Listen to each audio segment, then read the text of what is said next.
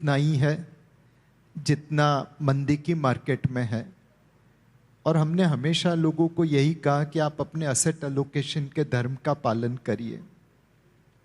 और जैसे उत्पल भाई ने कहा, यह मार्केट ऐसी मार्केट है जहाँ पे काफ़ी मैक्रो न्यूज़ खराब है, वॉलेटाइल है, बट अच्छे दाम और अच्छे न्यूज़ दोनों एक साथ तो नहीं आते।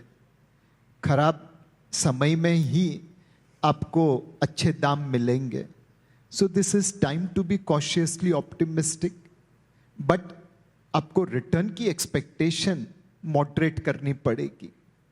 आज भी हम फेयर वैल्यू मार्केट हैं, कोविड की तरह सस्ती मार्केट नहीं है कि यहाँ से अनाप शनाप रिटर्न आ जाए। यह फेयर वैल्यू मार्केट है, लंबी अवधि के लिए निवेश करना पड़ेगा। ट्रंप साहब जो वॉलेटिलिटी देंगे उसको सहन भी करना पड़ेगा और रिटर्न की एक्सपेक्टेशन मॉडरेट करके निवेश करना पड़ेगा। बिल्कुल, वो कहते हैं ना, भाव और भावना दोनों आपको साथ में नहीं मिलेंगे। एक आज अच्छा होगा तो दूसरा खराब होगा। इस समय भाव अच्छे हैं क्योंकि सेंटीमेंट खराब है। तो नवनीत जी, इस समय इन्वेस्टिंग थीम्स कहाँ इन्वेस्ट करें? मैन्युफैक्चरिंग में इन्वेस्ट करें, सर्विसेज में इन्वेस्ट करें? ऑब्वियसली पोर्टफोलियो अप्रोच तो होती है, लेकिन बड़ी थीम्स क्या हैं? All of the I think Utpal ने अच्छी बात करी कि हर एक देश को देखना है। अगर 4 यूएस में एआई कंपनियां हैं या 4 वो मेमोरी बनाने वाली, चिप्स बनाने वाली कंपनियां वैसे ही होनी चाहिए। 140 करोड़ के देश में कई तरह की दूसरी अपॉर्चुनिटीज़ हैं। पूरा आईटी सर्विसेज इतना बड़ा खड़ा हुआ, क्रिएटिव डिस्ट्रक्शन है, मे बी उसमें से कुछ हैं जो वापस एआई में निवेश करके अपने को रूपांतरित कर पाएगी और वापस बड़ी बनेगी, कुछ है वो नहीं रहेगी। 90 के दशक में भी बहुत सारी आईटी कंपनीज थी जो आज नहीं है, कुछ ही बची हैं जो इतनी बड़ी बनी है, वैसा वापस होगा।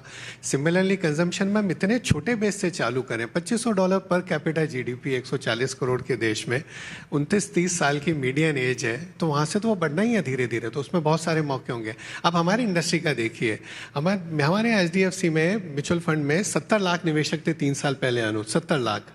आज 1 करोड़ 70 लाख है, 1 करोड़ नए निवेशक और हो गए। और आपने जो नीलेश भाई से प्रश्न पूछा कि आप पे बड़ी रेस्पॉन्सिबिलिटी है, तो हमारा उत्तरदायित्व तो दोनों के प्रति है।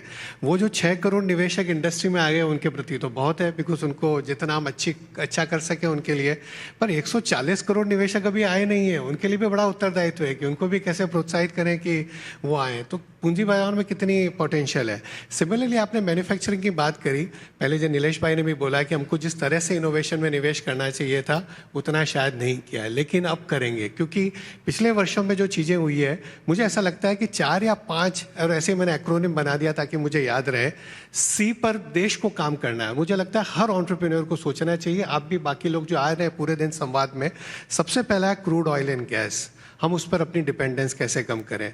सेकंड है चिप्स एंड सेमीकंडक्टर्स, जो आज क्रूड ऑयल में हो रहा है वो कभी चिप्स में भी हो सकता है, और कहीं अगर जियोपॉलिटिकल क्राइसिस हो गया। थर्ड है critical minerals, chemicals and fertilisers, हम अपनी निर्भरता देश पर कैसे बनाएं। चौथा है कंपोनेंट्स, कितने कंपोनेंट्स हैं, चाहे डिफेंस के हैं, इलेक्ट्रॉनिक्स के हैं, ऑटो कंपोनेंट्स हैं जो बाहर से आ रहे हैं, धीरे धीरे हम कम नहीं कर सकते। पांचवा कैपिटल, कैपिटल हमें बहुत चाहिए, डेफिनेटली बाहर की भी चाहिए। मैं नहीं कह रहा हूँ कि आत्मनिर्भर हो जाएंगे और देश की एसआईपी से सब कुछ हो जाएगा, नहीं होगा, हमें बाहर की भी कैपिटल चाहिए, लेकिन देश से हम और कितना बढ़ा सकते हैं ताकि वॉलेटिलिटी कम हो सके।